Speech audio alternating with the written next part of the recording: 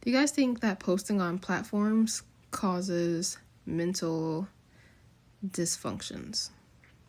It's like you wonder why, like, we have to parent almost like what younger people tap into when they get on the internet, because the power of what they have entering their brain, right?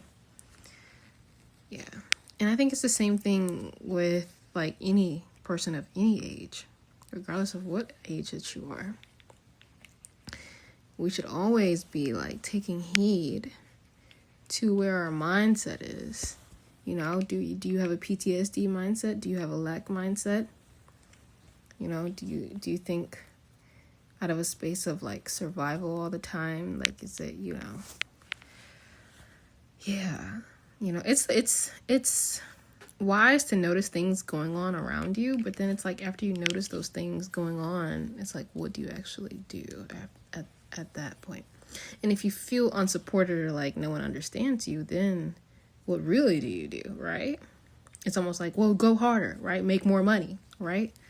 And then you get into the world and then you realize, oh, wow, I have like straight up PTSD entering the real world, straight up social anxiety. And it's like, what things fix those things? Is it getting out there and practicing it more?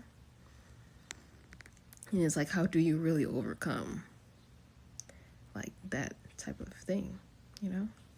It's like you would constantly be searching for environments that you actually can fit in, that you're like constantly outgrowing in a way.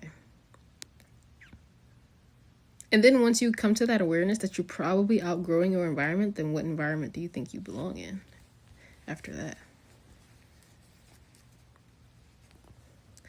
Yeah.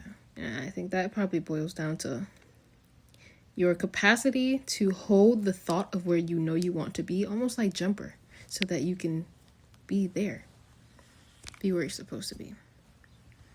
And the thought of like the concept of the movie Jumper was basically he had the ability to think of a place in his mind and then be there. Which is what we do naturally already. We manifest where we want to go because we think it, oh, I want to go to Iceland, and then we go to Iceland.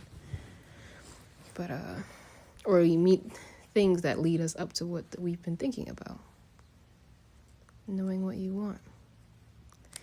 But it's kind of weird when you know what you want, or you kind of think about what you think you want, and then you get it, and then you realize it's not what you want. That's also kind of,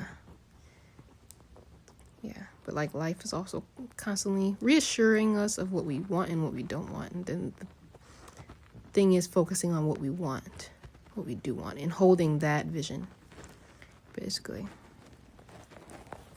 Like holding it in a delusional way, like